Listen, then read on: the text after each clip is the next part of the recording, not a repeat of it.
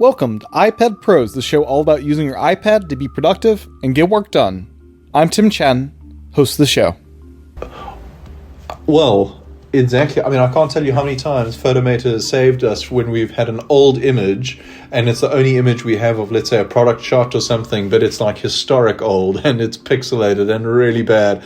You just go into Photomator, increase the image resolution, and in like a couple seconds, it looks 50% better. And you're like, wow, okay, we can actually use this. Thanks very much, just from that. So that's a cool one to have. But Pixelmator is still, it's so user-friendly, and they seem to be putting a bit more effort and time into it now, and that is still a great app to work with. It's just so user-friendly and easy. But also I find like the shared mailboxes also very handy.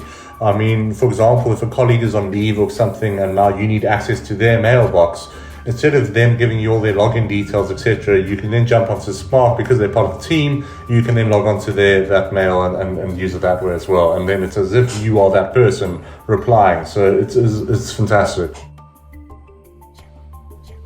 Welcome back to another episode of iPad Pros. We are now less than a month away from the release of iPadOS 17, and I'm sure lots of new announcements from Apple. So plenty coming up on the podcast, including the annual Shortcuts Deep Dive with Matthew Daley. In this episode, we are joined once again by Matthew Daley, who was on episode 36 of the podcast that aired in October of 2018. It's almost 5 years ago now. He is joined by his brother, Michael Daley. They both help run a small family business that you'll hear more about in this episode, and we dive into a bunch of different wide-ranging topics, and I even learned about some new apps from them in this discussion. They also run the blog iPadProductivity.com. They've been both iPad only since the third generation iPad, released in 2012. So they bring with them a wealth of knowledge and experience with iPad and what makes this platform so special and worth using. As a reminder, you can support this podcast over at patreon.com/iPadPros or by subscribing in Apple Podcasts. By supporting this show, you'll also be supporting my new, currently monthly, Vision Pros podcast. Apple Podcasts has a new special annual price of just $35 per year. Get early access to every episode by supporting the podcast in either place, which includes access to the September episode of Vision Pros with the CEO of the Omni Group, Ken Case. It's already out and available to supporters of the show. Either podcast in Apple Podcasts will get you early access to that, and on Patreon as well. It's launching widely on September 7th with Ken Case, but you can get it early right now. Once again, check out patreon.com/iPadPros to support the show. Every dollar goes a long way with helping with the production of this podcast and is greatly appreciated. With that, here's my discussion with Matthew and Michael. Enjoy. Welcome back to the podcast, Matthew. It's been a while. Episode 36 back in October 2018, so almost 5 years. So lots probably happened here. For those that are newer to the show, can you share a bit on your background and how have things been? Yeah. Thanks, Tim, for having me. Great to be back on the show. Just for the audience, just quickly, I'm a father, husband, got 3 kids. I live in South Africa, in just around the corner from Cape Town. So I'm sure a lot of people know Cape Town. In a little coastal town called Hermanus. I don't know. Have you ever been to Hermanus, Tim? I have, since we spoke last, been to South Africa Oh wow! Okay. Botswana and Cape Town, all that on that trip, and really special place. Yeah. Oh, nice, yeah. nice. So I'm not sure about that town but yeah, I have taken the journey out there, and it's. I've not been to Europe, but I have been to Africa. Oh, nice. Good place to start. Yeah, a lot of people know of Hermanus as it's known as the whale watching capital of the world. Yeah. So a lot of people flock to Hermanus as tourists to come see the whales. It's quite an idyllic little town. yeah, so I live here, moved down here during COVID. I think like a lot of people, when COVID hit, sort of relook at life and decided to make the move. Just a better place to raise the kids and really just appreciate life. And with everything moving towards remote work and that, it just made a lot of sense to do that at the time.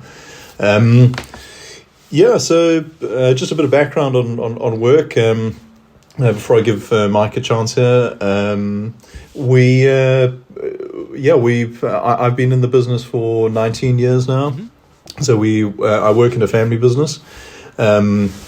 We specialize in selling synthetic industrial oils. So that would be specialized oils that go into like aerospace, industrial applications, a lot of manufacturing. Yeah. If you think of any bottled beverage that you drink, for instance, or any baked goods or any product that sits on the store shelf that you consume, it's produced using machinery that have to use specialized lubricants, food safe lubricants. So that's where our business comes in, and that's what we do. It takes you to a lot of interesting places. Whether it's offshore and marine to mining to military, it's quite a cool business to be in, to be honest. We've got our warehouses in up in the north of the country. North from here, right. That would be in Johannesburg. And our products come shipped in from the UK and the US, and they get shipped straight out to our distributors. So that's just a little bit of background on our company and me. Yeah. And we're also joined this time by your brother Mike. Welcome to the podcast, Mike. Perfect, thank you. Yeah, great to finally meet you and be part of the show. Just a little bit about my background. Basically, quite similar to Matthew in the sense that I'm also currently working for the family business now. Previously to that, I actually started out in Johannesburg. That's where we all grew up, and then subsequently moved down when I was about 16 years old to Hermanus, to the coastal town. So that was a nice big change, but really great small coastal town, so fantastic. From there, after finishing schooling, etc., I then went into varsity where I actually studied nature conservation, which is quite different to the oil and industry that we're in at the moment. But it was still a great experience. I was in there for about 4 years, and that's actually where I first got introduced to the iPad, being the third generation. And did my varsity and what have you, taking notes and all that from the iPad, of which I was actually the only one in the whole varsity to have an iPad then, which was interesting. It was quite something, quite a lot of jealous people, but it's obviously you get the guys that aren't too interested in either thinking the technology is too new and difficult to adopt. But certainly in that era, it was difficult to not necessarily adapt and use the iPad, but more so basically having it compatibility with due to us being in South Africa, we mainly use Windows-based systems, and now moving on to Apple stuff, using Keynote and Pages, etc. Having that compatibility issue was a little bit of an interesting time, if I can say that. But there were workarounds, many third-party apps that we could use to convert from Pages to Word documents, etc. Although they were very limited and didn't do an excellent job, they did manage to get the basics done. So from that point of view, it was great. And now I'm currently in the east of the country, where I have been for the last 5 years, and part of the family business, as I mentioned previously, now for about 8 years. So Excellent. Enjoying it. Thank you. And nature conservation in that part of the world, that's got to be an interesting thing to be working in. I mean, Geez, Michael's got some stories. He's got yes, some indeed, stories. Yeah. So, some interesting ones. I was very fortunate in the sense that I managed to get a position at a private game reserve, also in the northern part of the country now, near the Kalahari, at a place called Swalu, which is actually owned by the Oppenheimer family. And that was a fantastic experience. I mean, I did anything from game capture through to, you know, looking after animals in bomas as we reintroduce them into the game farm, etc. Yeah. And I got to work with a host of animals, from your desert black rhinos, which are very rare animals and endangered, right through to wild dogs, you know, lion, leopard even. So yeah, I had a fantastic time, and quite frankly, I don't think I will ever experience a year like that, you know, in the future. That's for sure. In terms of the different experiences and just a great time. That's really cool. Yeah. A quick tangent from tech. When we were on safari in Botswana, there was this little leopard, or big leopard, I should say, and it was just hilarious to us, as it reminded us of a little house guy was chasing a squirrel up into a tree. And we were kind of afraid the squirrel gonna go on our Jeep, and the cat would be chasing the squirrel throughout. It was, it's fun to see the animals in there. Yeah, those leopards are amazing creatures, eh? Yeah. Jeez. But back to iPad, because I could go on that tangent for hours. So could we? Thing for sure. Do you guys have the same setup at this point as far as which iPad models you guys are using and working with? Actually, we're very fortunate that we work in a family business, so we get to choose the hardware that we want to upgrade to, and. So our current setup, well, my current setup, same as Mike's, different slightly, and he'll reiterate on that now. I've got the M1 iPad Pro, the 12.9 inch cellular with the 1 terabyte of RAM. Yep. That was really important to us, because we knew that. We knew where the software was going. It was so obvious that iPadOS was going to be taking advantage of bucket loads of RAM in the future. You could just see it with all the rumors coming out of the development of Final Cut and all these different programs, and you could see developers were itching to get their hands on more RAM. And I knew, and just from the past, iPads have just got such a great reputation of having such good life. You can just hang on to these things for years and years. So I knew to future-proof it, got to go for more RAM. But yeah, and with 1 terabyte, you get the 16 gigabytes of RAM. That's the exact configuration I have as well. Yeah. That's exactly what we wanted. That was exactly. Yeah, nice. Yeah, you've done it nice. So we really wanted to do that because one of the things that drew Mike and I actually to the iPads and to go iPad only so long ago. I mean, we'll get onto this in a moment, sure. But one of the things that drew us to the iPads originally in the beginning was actually just the speed of these things, and just knowing that the software was going to be taking advantage of that RAM going forward. We just had to.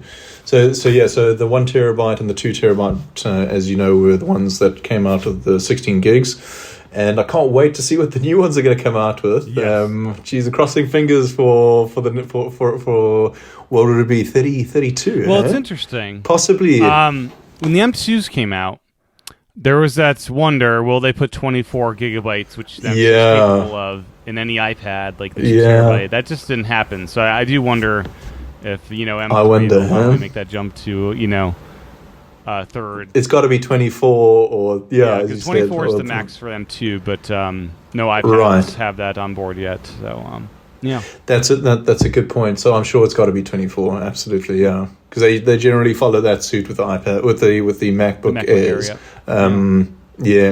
Okay, yeah. So that's that's the iPad front, and then running external hardware in the form of Magic Trackpad and Magic Keyboard for really as a pro tip for anyone in the audience. I'm debating a trackpad. You just got to do it. It just makes such a big difference in terms of speed and productivity, and it just fits in with the iPad just so well. Yeah, the gestures are second nature. Oh, jeez. It just gets you closer to that sort of that vision of like that Minority Report style moving windows around. It's just so close to that. And I mean, we can go on another tangent again with Vision Pro, Apple Vision Pro, and how you're moving there. It just fits the iPad so well, doesn't it? Yes, yeah. It's like they took the whole concept from there, I've often said to Michael, and here we go again. I'm going off on a tangent, but I've often said to Michael, the iPad has always been sort of like the F1 of like the sort of the Mac world, in that it's sort of like the test bed for so many different features that eventually come to Mac. Right. And you're sort of seeing it with Apple Vision Pro. It just, it's sort of like they're taking the most modern platform and the most intuitive software, and they're bringing it, into Apple Vision Pro as, where they see the world moving to. Yeah. Very cool. But as far as the so monitors, anything special? Or they just Yep. Right. So I've got the 5K ultrafine 27-inch. And it is such a gorgeous display. It's particularly important for us for our line of work when it comes to a bit of graphic design and that kind of stuff. But it also ties in with just hobby wise, which we'll touch base in a mo. And then of course Apple Pencil, AirPods Pros, and then we also, Michael, I know, also is running the ColDigit Soho dock. For portability, that is just such an awesome dock. But yeah, I'm sure we'll probably touch base on that in a minute. Mike? And then you guys are both running iOS 17 at this point, or? Yep, exactly. So we're both running the betas. Actually, the first betas that we decided to dive into. So we're sort of we're sort of virgin beta testers, if you like. So this is our first one, and actually, Tim, you helped convince us to jump into these, because we historically in the past the betas have always had a very sort of dodgy name, because you just don't know what's going to happen, and they've just gotten substantially better. Yeah, they are getting better with like releasing stuff that's more usable for most people. They are. Yeah. Jeez, I can't believe how much more stable this beta is compared to, say, iPadOS 16. Oh yeah. Yes. Jeez, wow, that was an interesting one. Because you went full blown into that beta, didn't you? Yeah, that was an interesting journey. That must have been a journey, eh? Yeah. So, Mike, how are you finding the betas? Is Stage Manager something that you use frequently? Or are you still using split screen, or what's your kind of like? No, indeed, yeah. I find iOS 17 being incredible. I mean, the beta, obviously you come up with bugs. You will always in the betas, as one does. But Stage Manager, I find, is working really well. I find that I have it permanently active. Previously in iOS 16, I would, be jumping with it on or off, because I just find the freedom of the windows being very limited on iOS 16. Whereas iOS 17, you've got so much more freedom. You can size them up as and where you want, and it's just incredible. So I find that being very intuitive, very easy to use, and quite frankly, I can't see myself going back to split screen. Yeah. I love the way Stage Manager works at the moment. Excellent. Yeah. What are some of your common kind of Stage Manager setups? Do you have like a little tiny window and like a bigger window that takes up more of the screen, or? Yes, indeed. So, I mean, depending on what apps I'm running, like, sometimes, if, for example, we've been doing a lot of web editing, which I'm sure we're going to go into just now.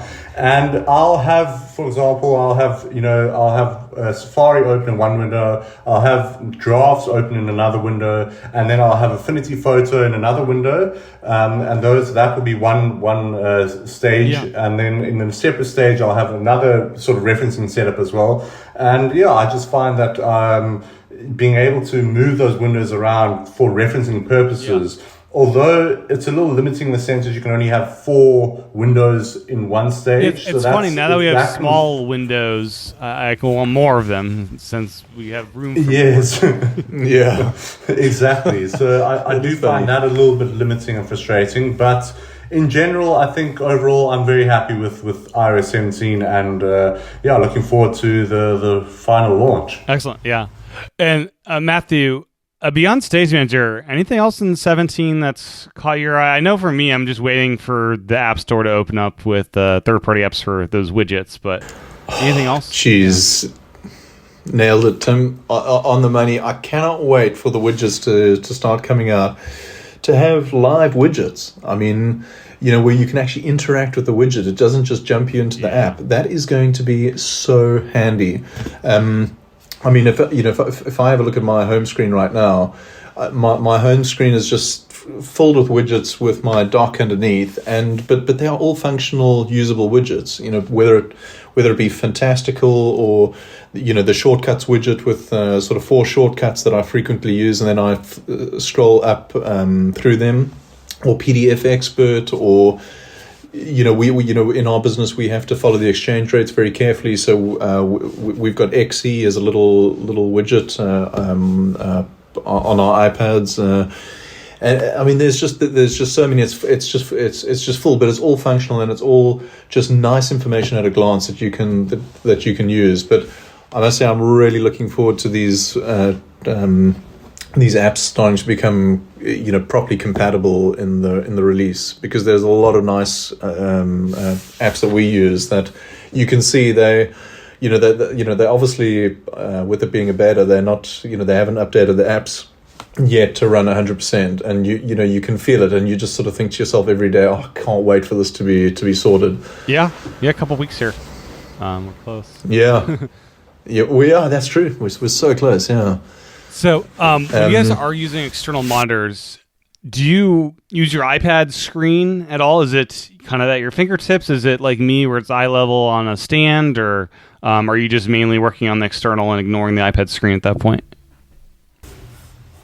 I definitely use it as just a second monitor, if I can, as I will. I do use it as my main computing device, and my second screen is also used as a primary. However, the iPad I often use, it's on my right hand side, also at eye level. I've got the camera sort of between me and between the iPad rather and the external. So that way when I do have meetings, etc., it actually looks like I'm facing the camera. It's not off to one side. Sensor Stage does do a very good job at centering you into the position, so that does help as well. But yeah, overall, I do definitely find myself using the display a little bit more than I would say the iPad. Mm-hmm. Just, I'm running an LG 27-inch 4K monitor, so it's not quite the level as a 5K. So I do find that when I'm doing editing on photos, etc., that my iPad screen is just the quality and the pixels obviously is way better, so I'm able to then do the fine adjustments on that, and I find that a lot easier. But I do use the iPad obviously as a reference as well when primarily using the display. Are either of you tempted by the external camera support in iOS 17? Yeah. Looking at external monitors, have like a camera mounted on the monitor or something like that? It's funny, we've debated that a few times. The LG Ultrafine that I'm using now has got a built-in camera on it, but it's just because of the way I've got my iPad set up underneath the 5K, the camera is just too high, right. And so getting an external would be pretty neat as a camera. Yeah, for sure. Put it anywhere. Put but it anyway. Also, I mean, exactly. sorry to butt in there, but having similar support like the Mac does, whereby you can use your iPhone as another camera, that in itself would also assist. They've got to bring that up. Further. That would be nice. They've Apple got to TV do has it. Yeah. That's true. They really need another nice thing. Cameras kind of in the center of the display, kind of underneath the pixels. Oh wow! Nothing's impossible with the way Apple are going. Right. Another neat thing, just in the way I use my iPad with my monitor, I bought an extra long Thunderbolt cable that obviously gets plugged into the iPad. But the beauty of that is that I can take my iPad off of. I've got the Sateki. It is the. I'm just trying to think of the name of the stand. It's the Sateki stand that you can adjust it sort of any angle, and it collapses and folds onto itself. Okay. Yep. And so it just sits under my 5K display in the middle.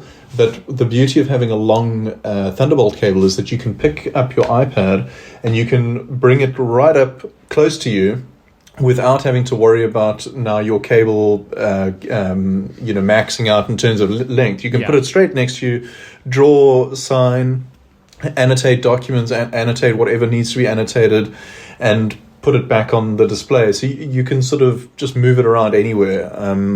And that just having a long Thunderbolt cable makes a huge difference. And yeah, that's definitely a nice thing to have. Yeah, I think I have the whatever maximum length 6-foot one as well, and they're expensive, but they're handy. They are not cheap. Yeah, they are. Yeah, not cheap. And if you have a look for some of those little elbow connectors that allow you to run the Thunderbolt cable at like an L shape, so that it's nice and flush against the back of your monitor. Don't even try and get started on looking for those. Yeah. I'm in South Africa. I had to bring one in from, I think I brought it in from like the UK or something, because there's just none available. And of course it's Thunderbolt, so, it's like one of a kind. It's no. But you see, that's why we're on these things. Yeah. I mean, it really does make life fun, I must be honest. So, can you guys go through aspects of your job and how the iPad is that perfect tool to use versus, say, Mac or a Surface or something like that?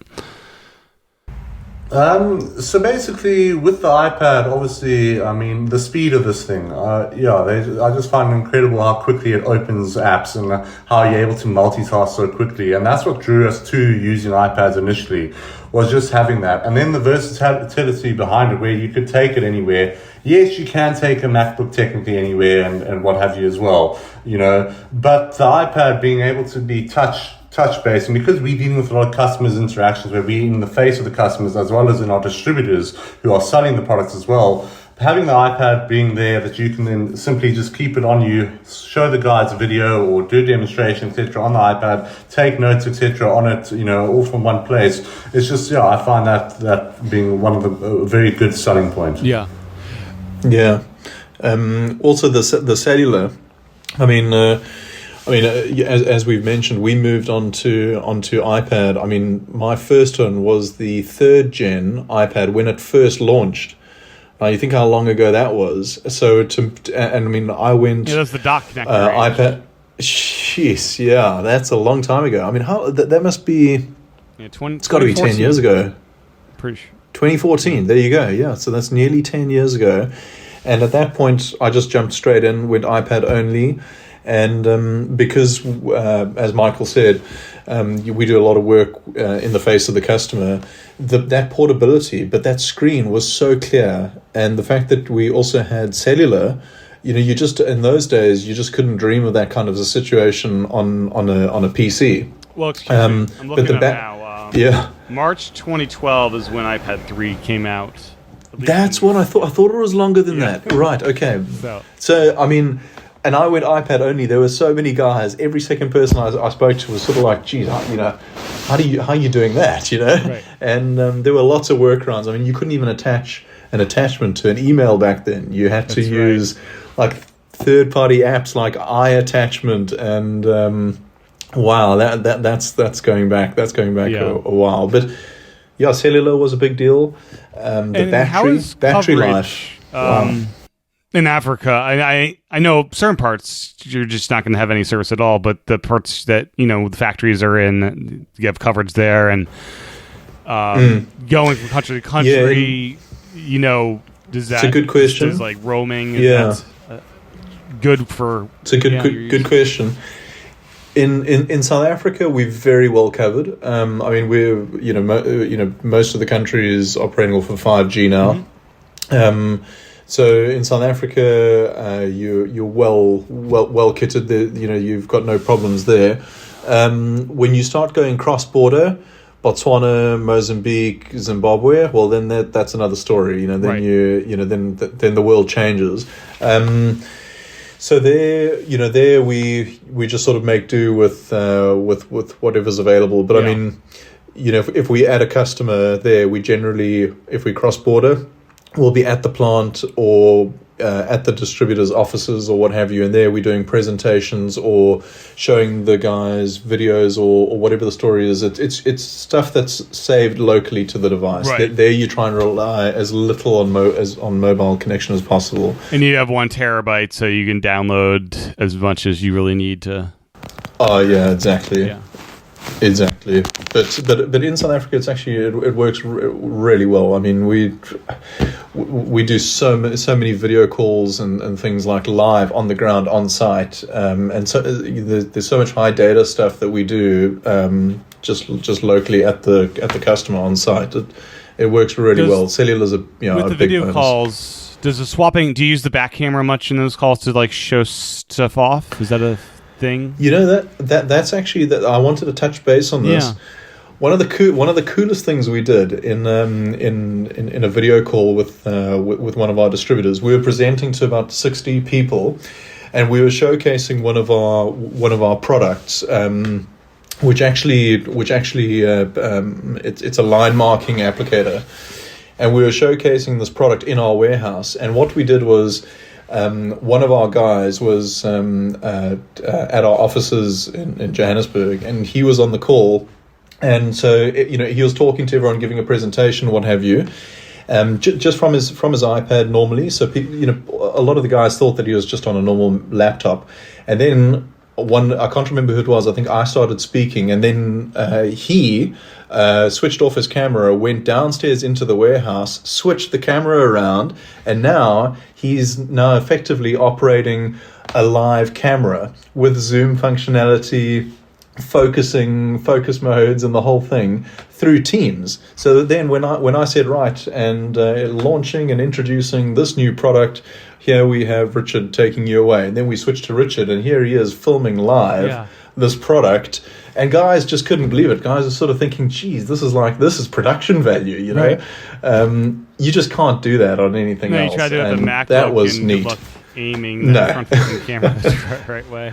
No, it's Or just you need not to get gonna one work. of those It's like- mirror systems where you put a mirror on top of the Mac. Yeah. Some like Egyptian thing, yeah. No, so that was really neat. And I mean, the camera focuses itself for you. So when you switch that camera around, if you're presenting to people, it is so powerful because it autofocuses, and it does that really, really well. And so people sort of think, that you're playing around with pretty high tech gear. Actually, it's just your iPad Pro. Right. That's really cool. Pretty neat, yeah. And Yeah. so that's kind of like part of that aspect, selling the product. How much of the back end stuff with like the website for the company do you guys deal with, and what's the web development on the iPad? Is that something that you guys do much with? Right, and I think Mike actually will be able to touch base a lot on this. We've actually been involved in a complete website overhaul at the moment. It's been a massive undertaking, and we've done it from the ground up off of our iPad Pros, the full development of the website, and it's a big website. And Mike will tell you a bit more about that now. So from the web development side, we're not coding the website from that front. Yeah. We got a Sure. web development team to do that and to do the backbone of it.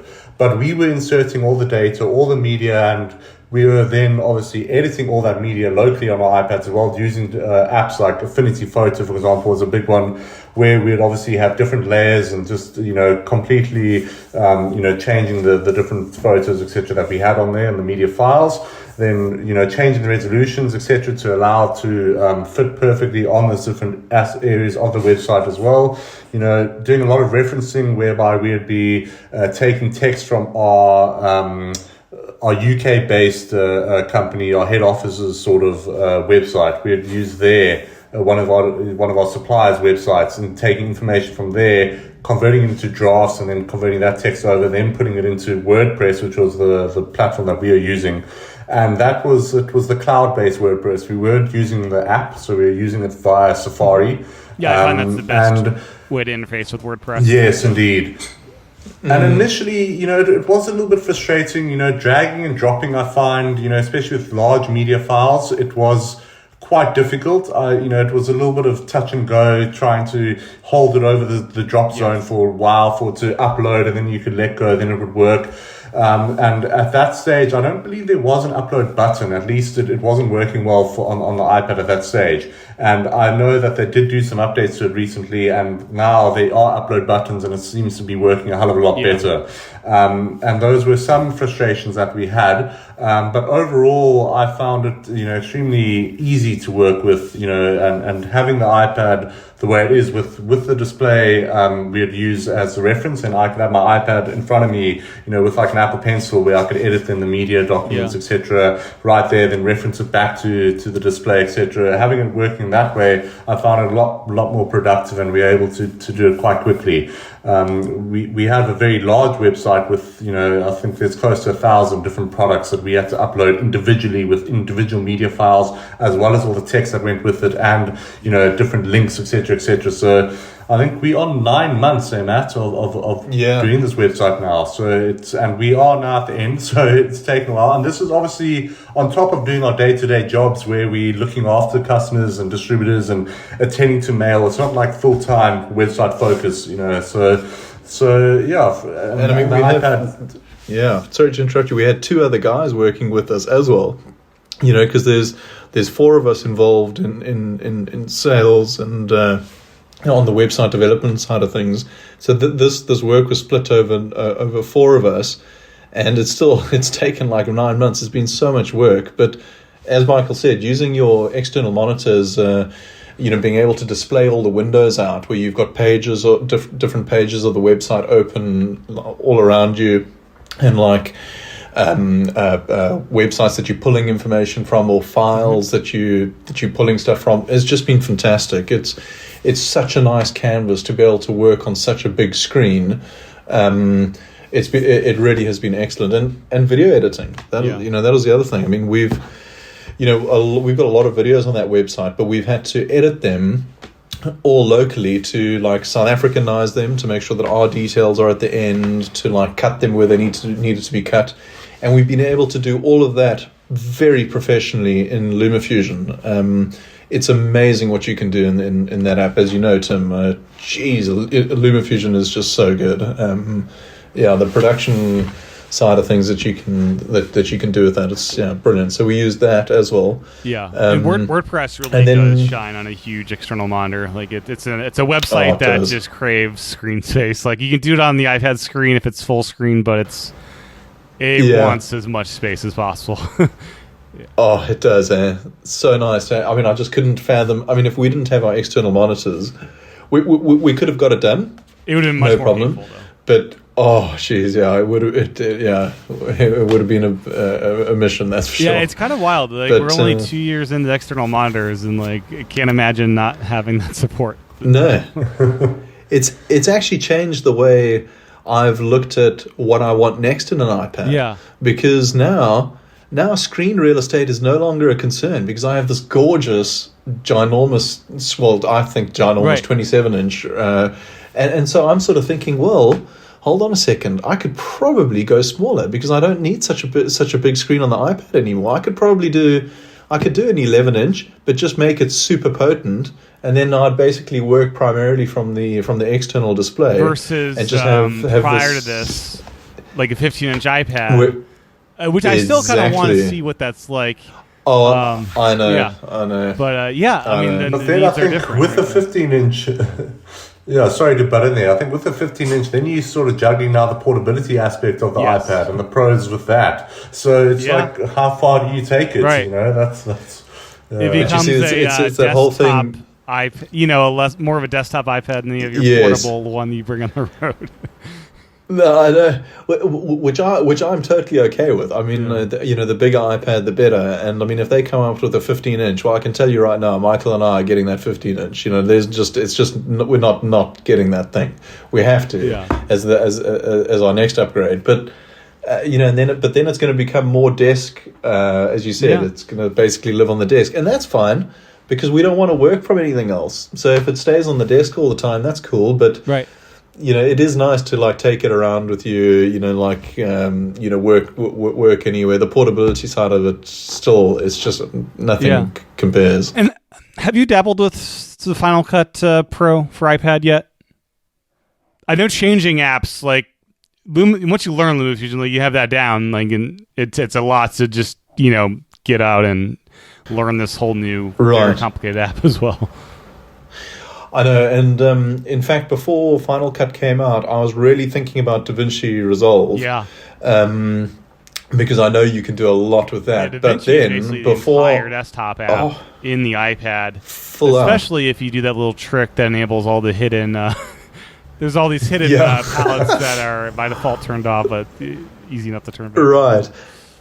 And I mean, I've heard so many of the pros saying that these are pro video editors saying that DaVinci Resolve on iPad is as good as the desktop version, and guys cannot believe how smooth the playback is and how fast it works.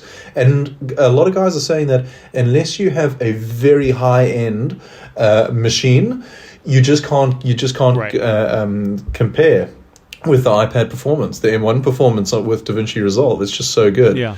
But Final Cut is just so user friendly. It is just a much easier learning. There's a much easier learning curve around Final Cut. But yeah, the LumaFusion is so good. It's difficult to sort of say, okay, well, you know what? Heck, I've got some time on my hands. Let me go and learn a whole new video editor. I mean, who has that kind of time on their hands these days? You know. So I do a lot of drone filming where I'm just filming wildlife, and whether it's whales or even just sort of home video stuff, you know, with like the kids and things. And because to me, you know, those kind of doing that kind of stuff is just like so precious and it's timeless. And I know you've got a little one now. I do. So you're going to get into so all much that. about photo editing since she has been. There you go. And filming and stuff, and then you know you can edit it all yourself on LumaFusion and save it, and then you got these memories forever.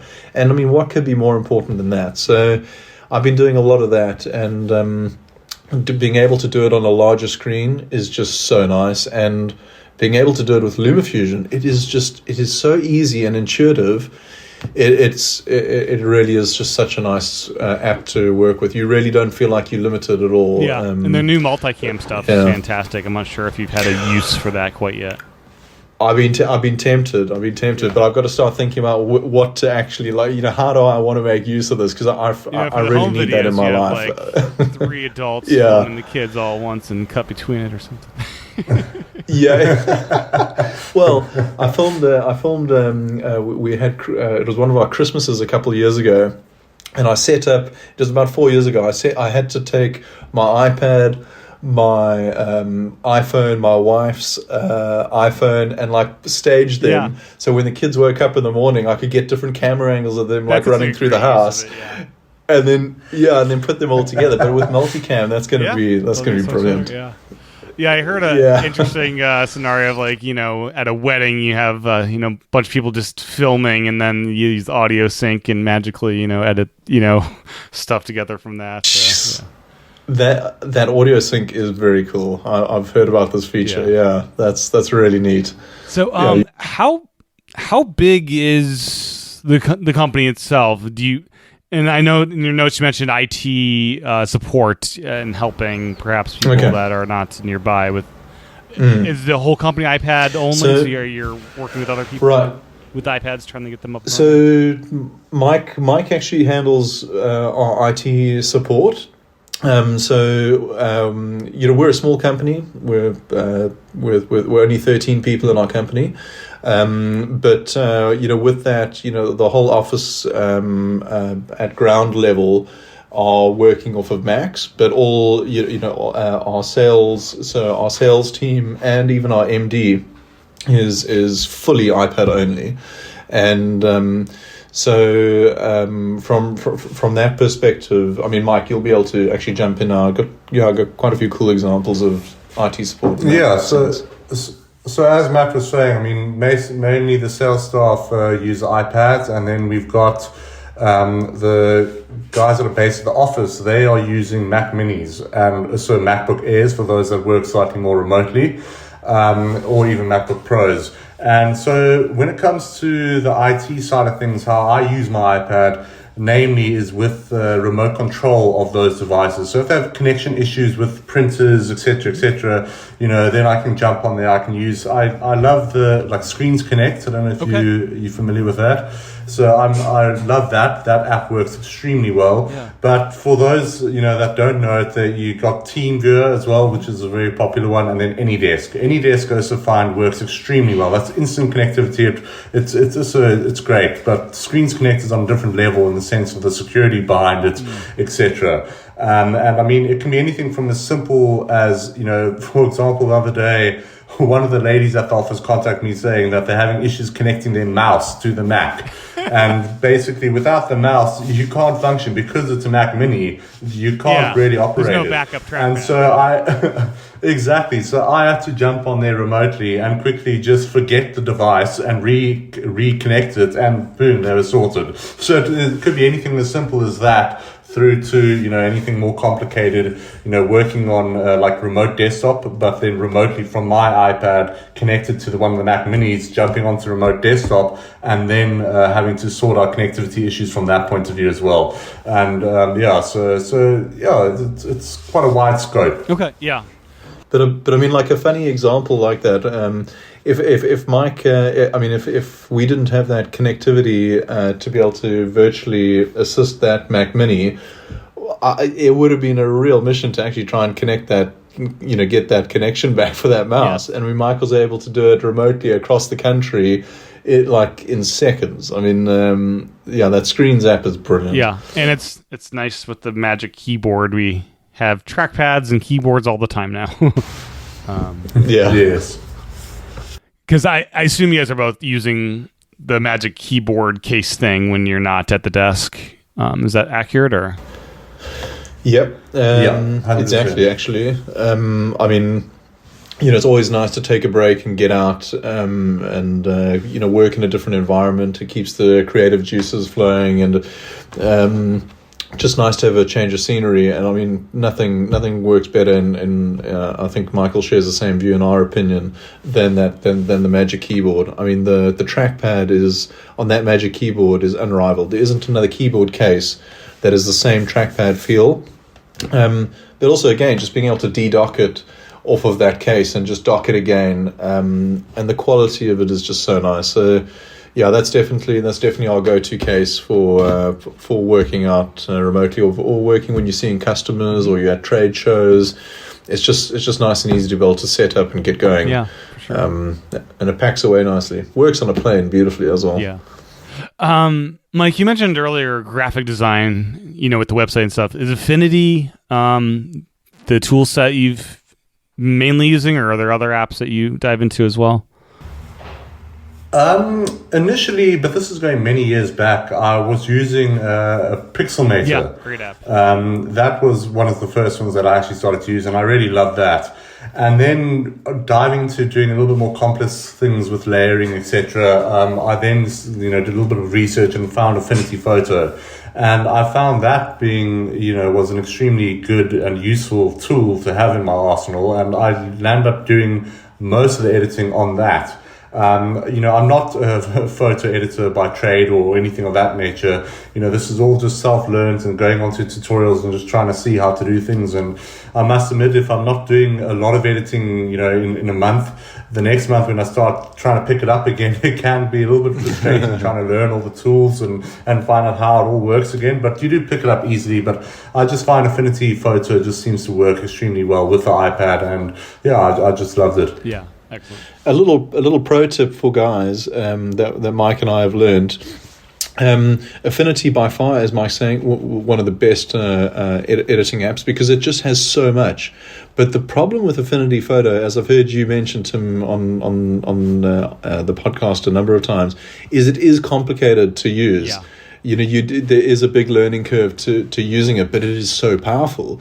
So the workaround there is simply, and a lot of people forget this, just go on Google or YouTube and type out how to blur this, or how to clone this, or how to do this on Affinity Photo. You'll find a video, and in 3 minutes you'll know how to do it. You go back to Affinity Photo and you can do that feature. Yeah, that's the way I learned back in my Mac days. Yeah, 2006. I was new to the platform, like how to do this, and look it up, and then you know how to do it. Yeah. It's just the way to go. And then with Affinity, sometimes I find changing my screen resolution on the iPad to be a bit bigger can be helpful with all those little buttons sometimes. Yes. You mentioned increasing screen resolution, but increasing image resolution on Photomator.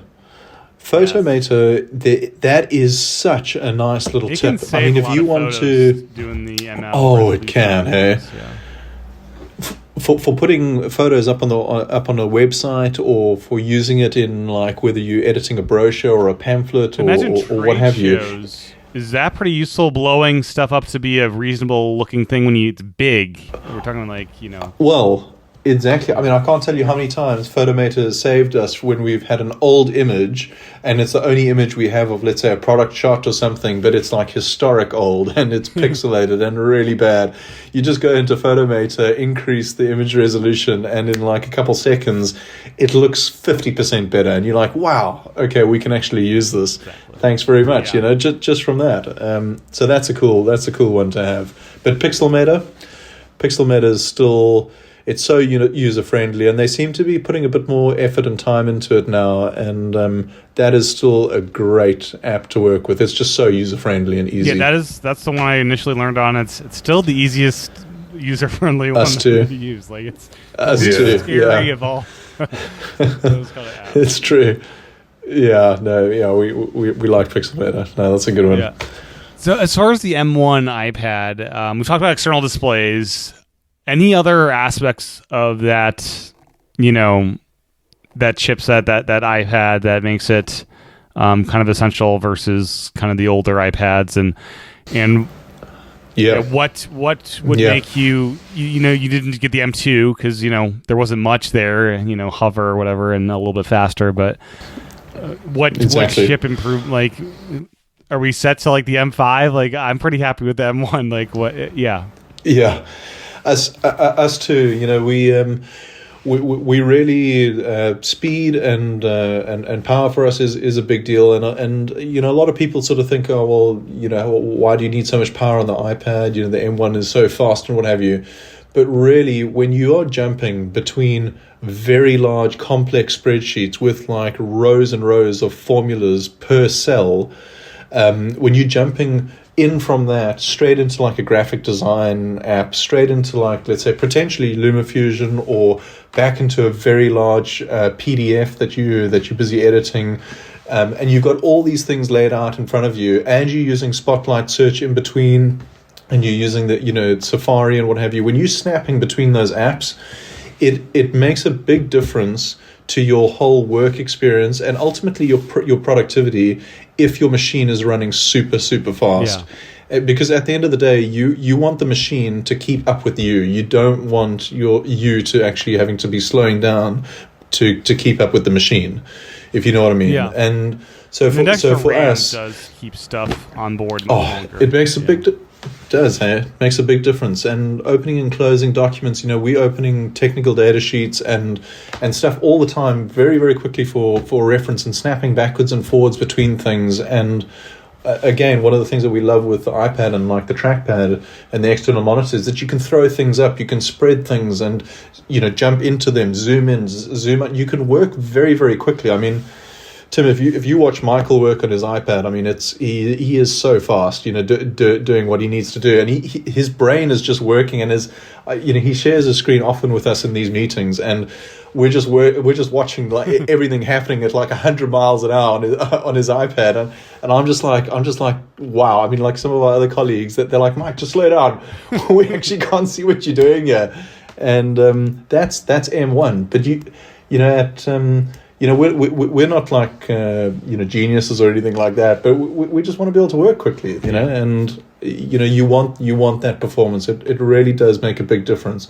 If you're somebody sitting in one single app, and all you do is sit in an app for 15 minutes or half an hour or whatever the story is, and then you casually jump into another app and what have you, then maybe not. Right. But if you're snapping between things and you want to work quickly and you want to get the most out of your iPad, and it makes a big difference, and it really does. And the M2 wasn't a big enough leap for us to really think about it and consider it. I think we're on M1 and we've got the 16 gigs of RAM. iPadOS 17 is really starting to now take advantage of that. And I just don't think it makes a lot of sense immediately. But then again, you say that, and the October event comes around or the November event comes around, and they reveal an iPad that you just start looking at the goods that are in your house around you and what you can sell to afford this thing. That Apple have a way of doing that. So, we'll see. But I don't know, Mike, if there's anything you want to add on that side. Yeah, I mean, it's just the ecosystem really behind the iPads. That's what we love. We love iOS, and that's the whole reason behind it. And the M1 just, supports that and just allows it to work so much better. And so, the way that they're married together, I mean, I find it very difficult to compare it to another ecosystem. Yeah. And just, like Matthew was saying, the Snap, how snappy it is, how quickly it opens and closes, windows, and getting between the different apps, and, just being able to have that functionality, I really enjoy it. So, yeah. That's a good point. Yeah, it's the operating system. It feels so first world. It feels so progressive, and even if you didn't have the speed there, it's just such a nice place to live in. It is such a nice place to work in. Yeah. So, meetings. You mentioned virtual meetings being a big thing, and being able to use the cameras and good regards there. Are in-person meetings something you guys still do regularly, and how is the iPad? I think it's great there because you don't have, with the laptop, you have this big barrier. Like, what's the experience there with iPad and sharing stuff and using it in that capacity?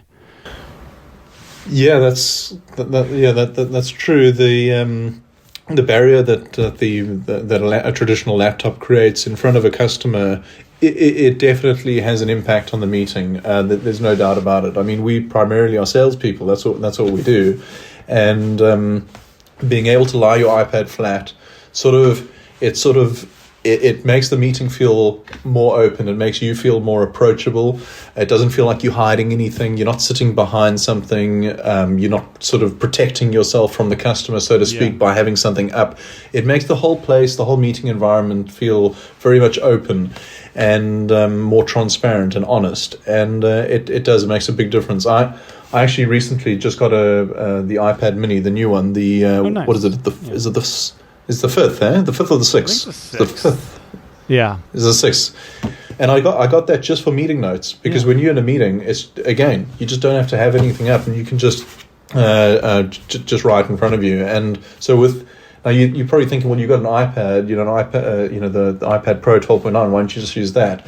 But in a virtual meeting space, where the customer's looking through your camera, and you don't want to look like you're typing. You don't want your customer hearing keystrokes and things, because you might think you're responding. Mini while you're on a virtual meeting for note taking. Yeah, I like that. Yeah. Exactly. And I mean, otherwise the guy might think that you're responding to your friend or your wife, or you're busy, typing something to somebody else, or you're carrying on with an email or what have you. The person thinks that you're paying a lot more attention to them when you're taking down a note in front of you, and then they can actually see the pen moving, the iPad pen, the pencil moving, and what have you. So that's quite nice. But I think another aspect there, Matt. Thanks, another aspect there as well is also the touch screen of the iPad. Yeah. I mean, if you've got a MacBook or another laptop or something in front of you, you've got to now move your cursor around to try and find it, etc. And that obviously is time consuming, but also you sometimes can get lost.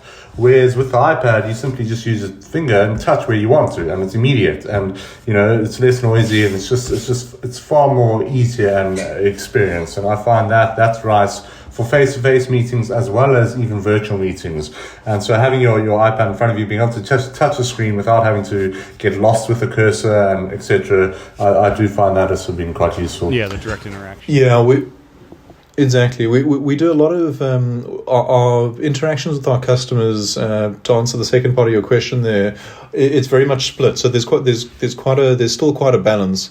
Obviously, during COVID, it was heavily virtual, but now it's very much a balance where we're doing a lot of virtual stuff, but we are also still involved face to face with the customers where required. We often have to be on site. We often have to meet with our distributors.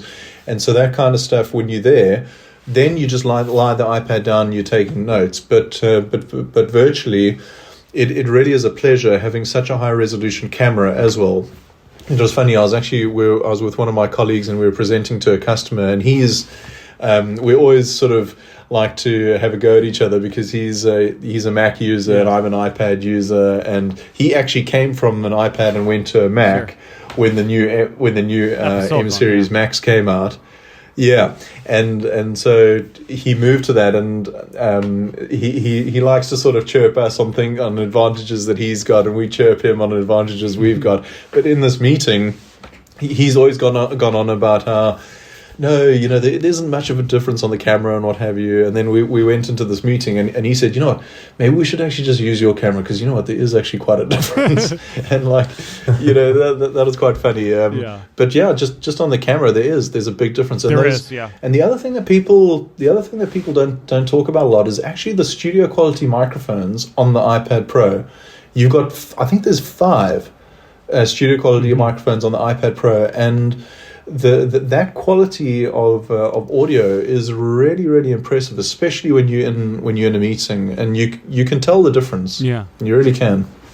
So so we quite like the features of the iPad Pro when it comes to meetings, and now with Teams and Mike, I can't actually remember. I don't know if Zoom are doing this now, but now you can actually keep your camera on. So your camera can remain on when you're navigating the system. Oh, nice. And you don't have that issue anymore. Whereas previously, if you were presenting to a team of people and then you wanted to get a document and go back into Teams, it would switch your video off. Right. And people sort of, momentarily, has he gone? Have we lost the connection? No, I'm still here, just grabbing something. With Stage Manager, that seems to be it's good that's built into the apps. But I think with Stage Manager, you could probably have Stage Manager running and grab stuff in that same stage, maybe. Exactly. That is a plus. I mean, with Stage Manager, of course you can do that straight away. Teams, Zoom. I mean, to be honest, we at our office at one stage, before I moved down to the Cape, when I was working at our offices up in Joburg, it's a 2-story building, and our reception and a lot of our team are at the bottom floor, on the bottom floor, where it's easier to access the warehouse and what have you. And I just told everyone, just FaceTime me. Don't phone me through the office line. Don't route me through the office line. Just FaceTime me, because then it's as if I'm standing right next to them. So I'm, because I can see their face. I'm getting a more personalized interaction with them. And when I relocated, nothing changed. So they just FaceTimed me again. Anyway, it was as if I was sitting right next to them. It was as if I was sitting upstairs in my office, but I'm now 1,400 k's away. FaceTime, Teams, Zoom, it just works so well on iPad. No, we've got no complaints in that regard. Hey, Mike? No, nothing with the iPad has always been a great tool for us. And from a meeting front, I think FaceTime is what we use a lot intercompany. And then with our distributors and clients, we're using Teams, I find, is the go-to. That's just because of accessibility. A lot of our customers, etc., are using Windows, so we would then be using Teams. And at the end of the day, Teams, it works. You get the job done. I mean, has quite a few bugs, etc., but ultimately the main thing is you're able to communicate with whoever you need to. And so like I said, gets the job done. Yeah. Within your company, do you use the FaceTime links at all to add them like calendar events as a way of, or do you just directly call the person? Yeah, do you remember, Mike? We used to do that a lot with our purchasing lady. We used to, because we would have to send her the FaceTime link because she didn't have a camera on her monitor at one stage. Right. Exactly, and so we started sending her the links we sent them to her phone, Mike. When that first came out, we sent the link to her phone. Yeah, so she was running an iPhone, so then we would FaceTime her with the iPhone at that stage. Then she did upgrade and get some external cameras and microphones, and that was then able to work for her. But going back to the FaceTime links, I mean, I have had to use those on a number of occasions with customers, etc. as well, and I find that being extremely useful. And the way that it works now through a web browser as well, it just gains an accessibility of it. And so we do often use those FaceTime links. Yes. Yeah, I found them really great, and you have multiple ones ongoing, them and all that. There's no reason now why a customer can't connect with you if you want to use FaceTime. Right. Which is great. So all your noise cancellation features, your center stage, all that kind of stuff, you can keep, within the virtual meeting app you want to use, because it's it's FaceTime, and then you just send the guys a link and they can open it on Android. Right, now they can. Yeah. As far as the other Apple apps, they've been improving a lot over the years. Notes used to be this IMAP based storage thing, and Reminders was just this very basic to do app. Jeez. We now have Freeform. I'm not sure if you guys use that for planning stuff out, but can you talk me through how you're finding the Apple apps, and especially their collaboration features have really kind of gotten much better over the years as well? Yeah, that's true. We use the collaboration features on the Apple apps basically every single day, and often throughout the day. So what we've tried to do, and Michael will be able to expand on this, we've tried to standardize to the major iWork apps. Mm-hmm. So keeping it Apple-based for collaboration functionality and the tie-in with files and that. So all of our presentation work, everything is done on Keynote. And for those who are not sure or interested in making the switch to Keynote, Keynote is so powerful. The stuff that you can do on Keynote, there are so many hidden features that you can just dive through menus to get to. Tim, you had a great guy on, in fact, not too long ago. I think he was a teacher at a school. Yeah. And geez, he used Keynote like a machine. Oh, yeah. I mean, that guy was quite impressive. Yeah, you can do that's a cool one to listen to. It's a whole. You can build fake websites within there, and it's amazing. Or if you like some cool animations in Keynote, you can have that Keynote be recorded as a slide video and export it into the video editor you're using, and it makes it look like you're pretty advanced, But it's a little cheat tip there, but. No, so Keynote, we collaborate heavily on Keynote when we're building our presentations for our customers, so we can have 4 or 5 people building the presentations together at any one time. When we're making our purchasing from and generating our orders and things from our overseas suppliers, again we can have sort of 5 people working simultaneously on our in numbers. And one of our other brothers, Robert, he's a whiz kid when it comes to formulas for our spreadsheets. So we've got some seriously powerful spreadsheets, but big spreadsheets. And the formulas that he comes up with are brilliant. So so we've got shortcuts to jump into these into these folders in let's say for numbers and what have you. And that works really well. But collaborating in notes, pages.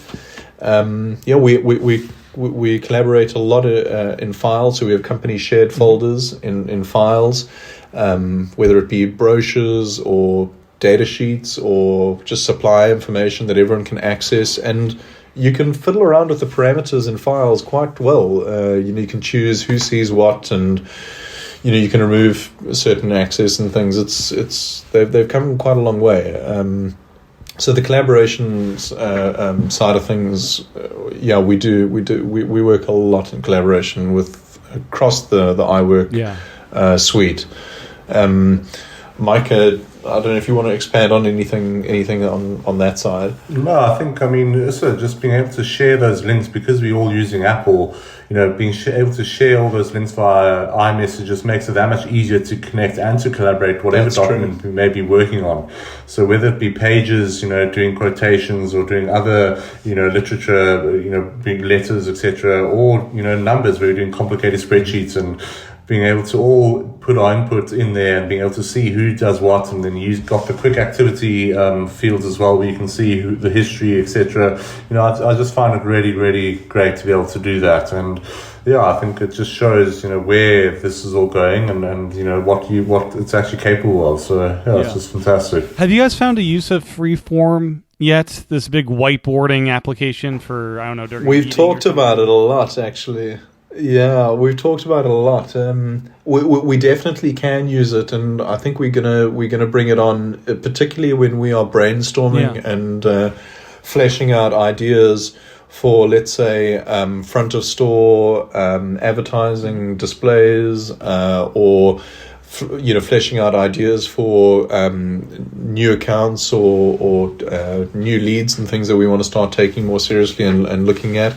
The fact that we can all work off of the same canvas at the same time, and you can divide work up, but in the moment, and people can, everyone can work on the same thing, and you can sort of see stuff happening. Yeah.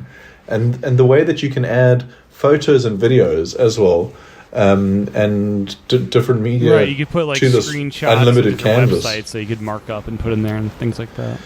Exactly. And the markup feature, obviously, that's the whole crux of the thing. But that's actually really nice. And we were talking about it the other day, and I actually think we're gonna start using it. So that's a good one. But in terms of the evolution of apps, it's been great to see the direction that the way some apps are pretty good at taking advantage of the new features coming out, and like. The new operating system, the main features that have come out for iPadOS 16 and what have you. But some apps, you still can't do much with them. Like we use an app called Live Chat for interacting with customers on our website. It's a great app, and it works very, very well on iPhone and iPad. The only thing that they're missing there, and it's quite a big thing, is the ability to they're still not split screen compatible. So I know, right? So now with this great big canvas that you have with Stage Manager, you can only resize that window so like much. The settings app, That's right. Yeah. Oh no, don't even go there. But but yeah, that's the resizing thing you get. You get this fake half view of it that scales it or something. Exactly. So, PDF Expert. We use PDF Expert a lot for editing brochures and, goodness. Architectural drawings and things. We've just moved into a new place, and when you're looking at blueprints and things, that the measure tools are fantastic and very accurate. And of course, just signing documents and things. We use PDF Expert a lot, and their widgets and their the speed at which the apps are working at now. They've come a long way, and they've actually always been a very good app from the get-go. But they do awesome work. Now they're in another league. They really are. Yeah. They stand out, those guys. PDF Expert and Spark. That's the other one. Yeah. Have you tried the AI features in Spark yet? I have not. No. So we've been dabbling in a bit of that, because now you can use the AI. What's it? But particularly to give you different ideas for how to word something. Yeah. So it's often quite challenging to present a customer, with news that might not be always favorable or what have you. Well, it's quite interesting to hear how you would word this a different way, in like a more formal way, for instance. Like word it in like a very happy sort of tone. Sometimes when you've been staring at a layout day in and day out, it's you get a bit of sort of writer's block, if you like. And it's quite nice with the AI tools. You can actually now just change that on the fly. That's very cool. Yeah, exactly. So that's we quite like that. We had in our complex we had a letter sent to us by a lawyer, and and we wanted to respond back in a very, very formal way. So we just got the AI to do it, and just said, respond back to this in a very formal manner. Yeah. And he drafted something out that looked like we had studied law for 10 years, and that was done in like 30 seconds, and we could send it out. But yeah, Spark's a great app for those interested in a powerful email app. Yeah.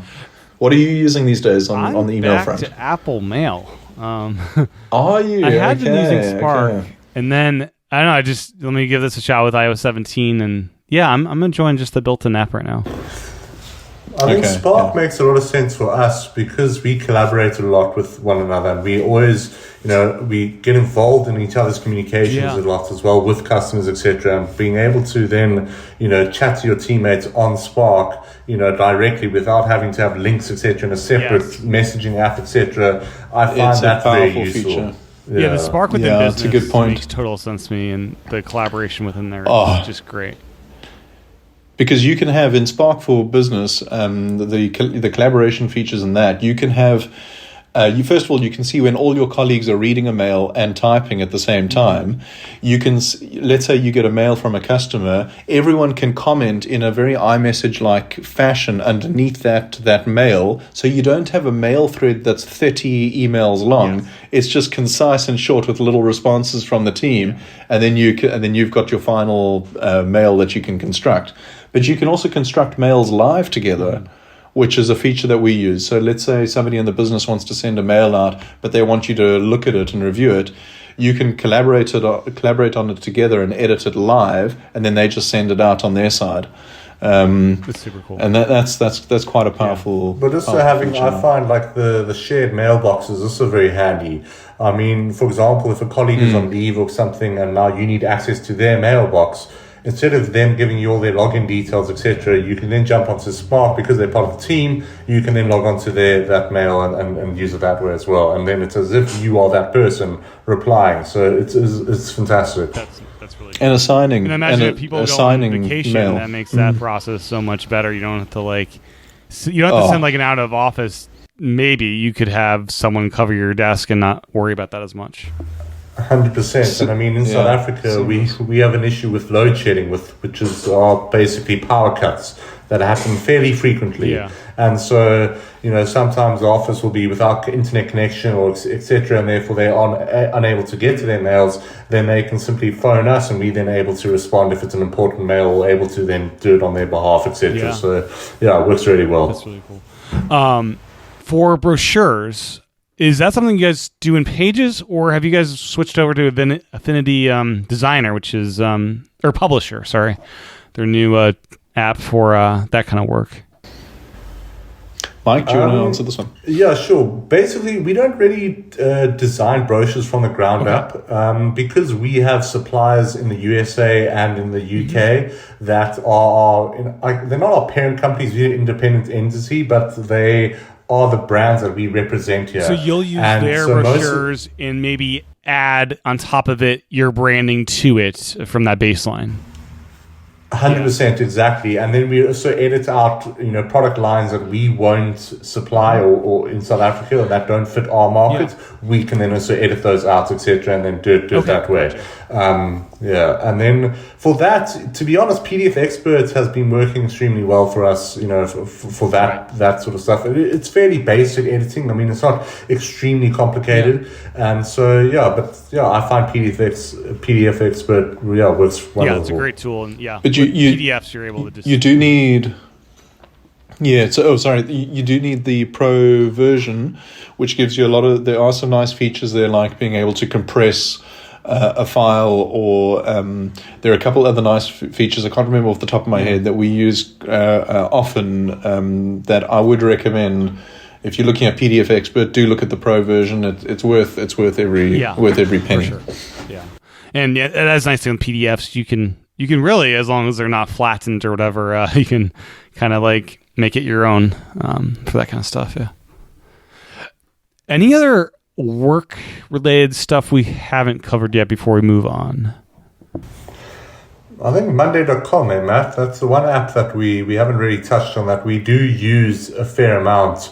in our business, and that is also the leaps that has taken, in the last few years. Is also, I mean, they've really put a lot of work into getting that app working great with, with the different updates that we've had across iOS. And yeah, I find that app to be extremely useful, and we've definitely adopted it across our business and used it widely now for, I think it must be 3 years or so, eh, Matt? Oh, I think it's longer than that. I think it's got to be like 5. We adopted Monday.com when it was actually originally called DePulse. Okay. And for those of your listeners who are not sure what Monday.com is, it's like Asana, or kind of similar to like Trello.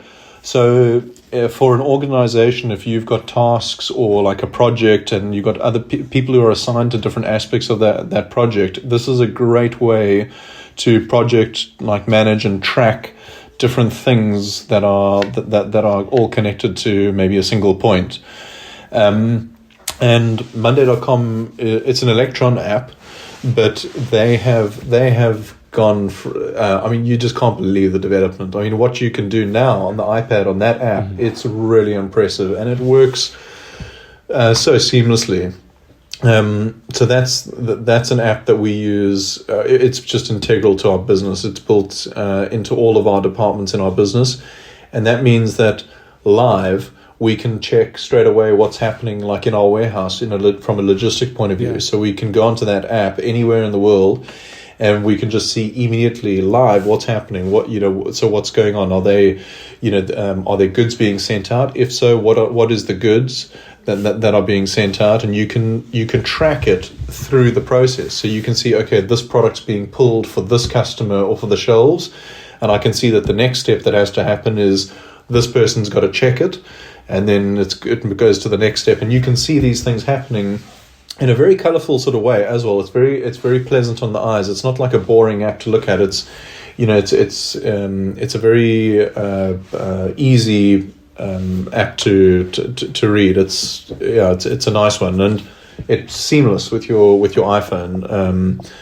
So that Monday.com, that's a super app that works very, very well on the iPad. That's really cool. I've not actually heard of that one, so that's awesome. Yeah, that's a really good one, and I believe they're doing really well. So that Monday.com, yeah, that's a good one. Another one that we use all the time, that's another little hidden gem, is Yoink. Yeah. And you don't hear much about Yoink being mentioned still, but Yoink, cheapers, as a way to just drag, as a shelf app, just to drag apps and to be able to drag sort of information rather into one central place and just drag it out of there. It's sort of like a little holding zone. Yeah.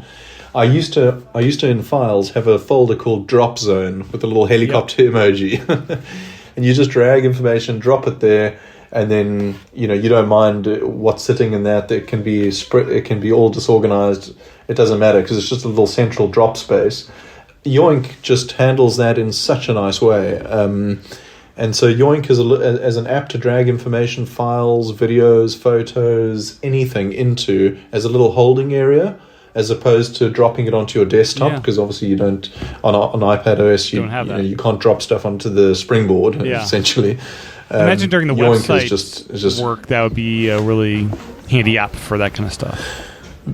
Very handy, and for people listening, one of the beauties with Yoink is that you can drag things and drop them into and create stacks of files and photos and different things, and you have a whole stack, and you can move that stack and drop that stack, let's say as attachments into a mail with one drag and drop, or into files with one drag and drop, and so that's quite a nice app to have.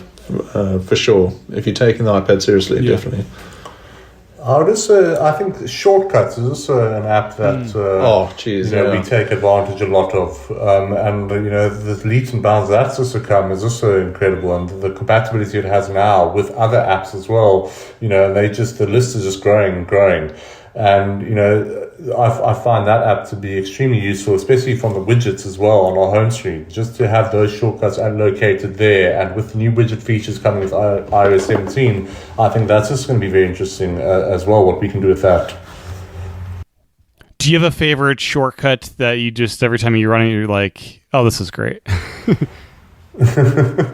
Well, there is actually one. I mean, it's for our quote generator, basically. So when we're doing quotes for customers, it's just one that then links directly into numbers. That then it's a shared spreadsheet that then we can then see exactly, what products are available and what basically the stock is on that product, as well as all the pricing related to that product that we can use. So it's a very short, simple shortcut, but it's a shortcut that I just find works extremely well. And then we used it for the website. We used one that was just a resizing image, basically a shortcut, and that was just just resizing it to an icon image, and that just worked fantastically. Just one button, select the image, and you sort it. And that was just really good. And it's just those little things that really just do eat up time, in your day. And so it's fantastic to have these apps. We've just moved into a new place, and so we've set the whole place up with home automation, and so one of the shortcuts that I use to get going in the morning is I'll just raise the dock, and I've got all my home automation shortcuts in my dock in a folder, and so I'll hit the one shortcut that says set office up for work, and I hit that shortcut as I'm setting up my desk or getting ready. And it'll lower the blind down to the correct height. Yeah. It dims the light to the correct light setting, and then it switches off any other lights that may interfere, or speakers or what have you. And so it gets everything done in just one hit, and stuff like that. Or also with Stage Manager, I don't know if you found, but sometimes the audio. There can be a little bit of just a delay or a bit of a bug switching between the external monitor and the iPad, and sometimes the audio can get confused. So I'm still using a shortcut to connect the audio to my AirPod Pros, and so if ever there's an issue, I have the shortcut both on my external monitor, and so it's obviously in the same dock. But if I click it on the external monitor, it'll bring the audio from the external monitor to my AirPod Pros, and if I click it on the iPad, it'll bring it from the iPad to my AirPod Pros. So that's a very quick way to just bring the audio to your AirPods. But as Michael said, price lists, shortcuts for price lists as well, or for data sheets, or shortcuts to jump into meetings. Those are all really, really handy. Shortcuts. We use shortcuts a lot. Excellent. Yeah. And then moving on towards, when you're not working, iPad as a leisure device, do you use focus modes at all to try to hide your work stuff so you're not distracted and working 24 hours a day? Any thoughts there? Yeah, I'm sure Mike can expand also on this, but I've got a nice one. So as I mentioned earlier, I enjoy doing a bit of droning. And so when I finish work, I'll go out and take the drone, and I've got a shortcut on there where in one tap it changes the focus mode to a focus mode that I've named droning, which basically switches on do not disturb only to let in calls and messages from certain people, so that I don't get messages popping up on my iPad Mini, because I use my iPad Mini as my drone display. So I don't get any messages appearing there. And then what it does is it also it increases the brightness of the display, so that's better for the drone, and it launches the DJI app immediately as well. So it does all of that in a single tap, and that sort of that syncs in with the focus mode side of things. Yeah. But also, I mean, I've got my focus mode set up so that as work finishes, it's now jumping into like a family time focus mode, and that's great, because it really does make a difference between getting unknown callers or callers that you don't want to come through, who are taking advantage of you, or perhaps just unwanted stuff interfering with time that you'd rather be spending with your kids or what have you. As the focus modes definitely make a difference. And you have that set up through as just time-based schedule. On that time-based schedule, so we like to do like a little morning workout during the week. So the focus mode will come on automatically there. And what I want to do now is I want to tie the focus mode for the workout into my Hue bridge, so that, because I've got a focus mode at the I've got a shortcut at the moment which runs automatically that at a certain time in the morning the heaters come on, and then and the kitchen lights come on as well at a certain time, and that's the time that I usually walk through to make a cup of coffee, right. And so I actually need to tie that in with the focus mode as well, because that could actually work quite well. You've given me that idea now. But Mike, on the focus mode side of things? Yeah, I mean, I use it a little less complicated than that. I mean, I'm simply, when it's work's over, switch over to a different focus mode, and then, I try to just take my eyes off the iPad after, a full day of working from the iPad. Sometimes I just want to take a little rest. Yes. So I'll actually just turn the iPad off and just, go for a little walk outside and just get some fresh air, etc. And then, then often I find myself on YouTube on my iPad, just sitting on the couch, just going through these shorts or watching videos on YouTube, and and then obviously, planning holidays and simple tasks like that as well. And having those focus modes, just click of a button, and you don't get disturbed or get inundated with anything else that's happened throughout the day, work-wise or what have you. You just you can focus. Right. So it's great. Yeah. So, looking towards the future, how do you guys hope this hardware evolves? Do you think we'll have another 2018 moment of a major redesign like we had back then? And, what kind of things do you hope going forward? I know the Mac's getting this awesome Apple Vision Pro integration. Do you think the iPad will eventually get some of that, or... Yeah, so in terms of hardware and stuff that I think both of us are wanting, and I'm sure Mike you can expand on this, but I think just more RAM, because it just makes such a difference. So it's a big bump up in chip performance. That would be great, but screen size, I don't know if I want a bigger. I don't know if I'm so. What's the word? Sort of. I don't know if I'm craving for a larger display again. But the thing is, it would be nice. But I mean, having a bigger display is always nice. But if I could have the same features in the 12.9 inch iPad Pro in a slightly smaller iPad, and I'm not losing anything in the way of, like, for instance, screen technology or what have you, then tell you I might think about that, because it's certainly nice to have the portability, and if I can still plug it in and have the same performance on my external display, that would be neat. So I think the camera, they've got to be moving the camera to the center of the iPad. I mean, I know they've done it on the base model, so that's certainly coming. Screen technology, we know that they're moving towards OLED for the darker blacks and things. I hope it's as good as the mini LED display, because I mean, there's just nothing that's as good as this. And it's amazing. Wow. So I hope they do that. Bigger battery. We've got to get a big battery now, hey Tim. I think the time has come. The 2010 iPad had the best battery life, and it's just been going steadily down from there. And I must say, I'm over, like, hearing, like, the MacBook guys boasting about their battery life, which is so impressive, and it's that's awesome. But I want a bit of that now. The 2010 iPad, they advertised 10 hours, but it felt more like 15 to 20 most of the time. And that, yeah, that's true. Actually, yeah, it's just been, that is true. Trying to hit 10 ever since. Yeah, exactly. But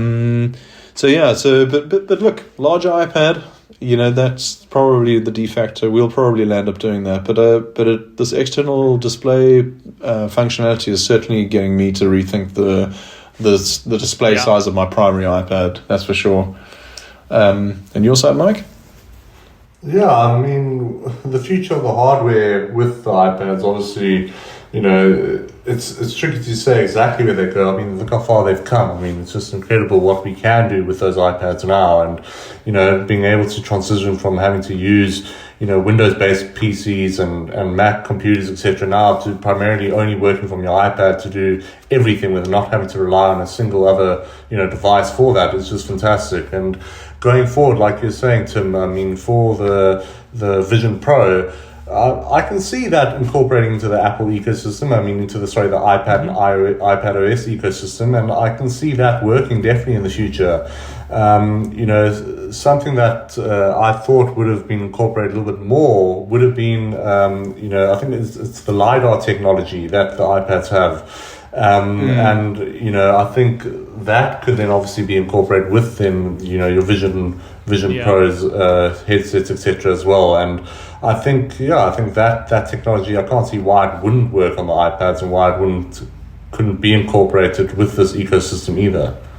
It would surprise me if we don't see more functionality or parity between the iPad Pro and like Apple Vision Pro, because the two are so similar, really, when you actually think about the way they use, the way the apps work, display. It just seems like it would be a very easy sort of fit for there to be more parity. I do hope between the two systems. The two OSs push the others forward in big ways. That Vision Pro will make iPad Pro that much more powerful, and vice versa. Do you Agreed. see yourselves, when it eventually launches in South Africa, getting one as a complement to iPad work? For me, it feels like this is going to be the desktop computing of iPadOS, where you're able to spread out with all these huge windows surrounding you. And when they debuted Apple Vision Pro, that really for Mike and I, it was one of those defining sort of iPhone launch moments, where we just thought, wow, this is the future. This is where it's going. I think we got their vision of what they were actually talking about, and I think that it would surprise me. It would surprise me if we don't see other models of the Apple Vision Pro come out, ones that are more affordable, because that price point is very steep.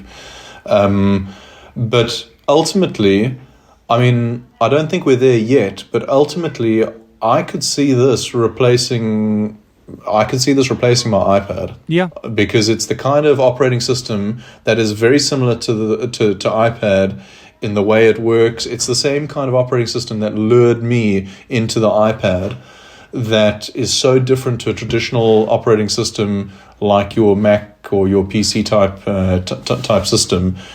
I could totally see myself moving to this, but the problem is I just don't know if we're there yet. I want us to be there. You'll want the collaborative nature of iPad. If you're showing a client something, you'll want that just slab of glass you can just like work together on. So exactly. But that price point is steep. But iOS. I think we worked out. iOS spurred off the iPhone. You could argue the Apple Watch and iPad, and it spurred. That one OS kind of like grew from it. Two other OSs, and that's a good form point. Factors. So I'll be curious to see what Vision OS, what different form factors it eventually, has offshooting from it. That's a very good point. That's a very good point. Mac as well, at different form factors. You have laptops and desktops and all-in-ones, iMac. So all these OSs kind of diverge into different form factors from its initial. Yeah. Exactly. I think really the price point is going to be a big determiner of the adoption rate and how quickly they're able to move. Because the more people that are using it, the more input and the more development and the more interest you're going to have from developers. Because the more people using it, the more reason they have to make and develop the apps. But I think at the moment, I just don't know if I think it is steep. I think it is very heavy at the moment. But that's expensive technology. But on a positive note, that's where I want to go. That, to be honest, it looks like such a nice space to work in. But aside from the price, there's also other aspects. We are in a third world country. That's what South Africa is. So the rate at which our population adopts new technology and stuff is a lot slower than that of a first world country as well. So for us to adopt the Vision One Pros here for our business, yes, it would work great, but I don't see a lot of other people adopting it immediately, within our country. And so therefore, I'm not too sure how well it would work, especially from a collaborative point of view with meetings, etc., with other people and doing the work that we currently do. And I'm not too sure if I'd want to jump into a Gen 1 product immediately, especially one as unique as that and as advanced as it is. I think I'd rather want to wait for a Gen 2 or Gen 3 and then see where it goes from there and what the adoption rate is and what the other developers do with the product ultimately is what's going to tell where it goes and how one can use it. Yeah, for sure. Lastly, as far as iPadOS, how do you hope the operating system and perhaps any new apps that are still not out yet that you'd like to see developed come out for iPad to help you get even more stuff done there? From a work front, to be honest, I'm quite happy with where we are with what apps are currently available. When it comes to the operating system, I'd like to see a little bit more shortcut compatibility, for example, with Stage Manager. I'd love to be able to have a shortcut that would then allow me to have a certain stage open, and then I click another shortcut and it opens another stage, etc. I think that would be fantastic. But also, I don't know, I would love to see more tier 1 games coming to an iPad. That's now obviously separate to work. This is now more on the leisure side. I would love to see, just some more development on that side and just be able to, expand on that. And I enjoy the multiplayer games, etc., that I have on PlayStation 5, for example. Like Apex Legends or Call of Duty, etc. Yeah. That's what I enjoy playing. And I'd like to see some other variants come, to the iPad that are also tier 1 and that are also cross, platform compatible, etc. We didn't get Resident Evil Village and No Man's Sky, which I thought with the Mac. Yes. No Man's Sky. Yeah. 100%. Yeah. Mike's quite a big gamer. Yeah, I use Remote Play quite heavily with the backbone on my iPhone, and I'm looking forward to that PlayStation Portal thing. That seems like a nice step up. Yes. But remote play technology, indeed. just, if you have good internet, it baffles me how well that works. Exactly, fantastic. And I mean, those would be great for, your non-multiplayer games, I suppose, because of the latency, etc. Exactly. So if you're playing something like more of a role-playing game, then that's fantastic. But I think from a multiplayer standpoint, I think you want an on-device app. And not, exactly. It's such a weird thing. Like, Apple owns mobile gaming, but I just hate what it's become. I want console gaming on mobile. But it's just not, exactly. It's a different market for now, at least. Yeah. Exactly. So we'll see, though. I mean, with the new gen iPads, who knows, and the new operating systems. I think things we'll see what the future holds. Yeah, for sure. Any apps lacking for you, Matt? From an app point of view, to be honest, I'm actually very content at the moment with where we are. It's great to see that Logic and Final Cut are here because that shows that Apple's taking the system really seriously. Now we just need Xcode. Yeah. And then we can start seeing guys developing stuff on the iPad. And that's also going to do wonders for development and taking the iPad further in that regard. But to be honest, I am pretty happy. Some more, as Michael said, more Stage Manager functionality would be nice. I'd love to be able to right click and close a window, for instance, like anywhere on the window, as opposed to having to find the grab handle. Exactly. Yeah. So I'd like that. I mean, Stage Manager is just so good now. That was one of the main reasons why we test drove the beta, and I mean, we just work full out on the beta now. I mean, that's we don't go off of it, but I think Mike's pretty much hit it all. There isn't really much that I'm actually craving now. I just want Stage Manager, lots of Stage Manager improvements, shortcut integration. Agreed. Excellent. Yeah. Well, where can people find? You guys run a blog, iPadProductivity.com. You guys do write-ups there. Anything you want to promote as far as that website or your actual company you guys work at as well. Yeah, thanks, Tim. So on the blog front, we've got some cool things coming this year. The blog's going to start getting really active. We basically are supercharging the blog now. And basically, for those who don't know, the blog's all about pro tips for iPad users or for students, parents, but primarily targeted at business. So it's just a cool blog to keep updated on, and we only share the interesting stuff. But it's gonna start picking up in a big way now. And yeah, that's over at iPadProductivity.com. But otherwise, if you want to reach Mike or I, just drop us a mail. Just say hi Matt, hi Mike, at support@iPadProductivity.com. Very cool. Cool. Yeah. Anything else? I think that's about it. Awesome. Well, thank you both for your time. This has been a great chat. I've been learning a lot, and it's been fun catching up. Perfect. No, thank you, Tim. Yeah, great to be on the show, and looking forward to hearing it when it goes live. Yeah, thanks a lot, Tim. It's been wonderful. Well, that's my discussion with Matthew and Michael. Make sure to check out iPadProductivity.com.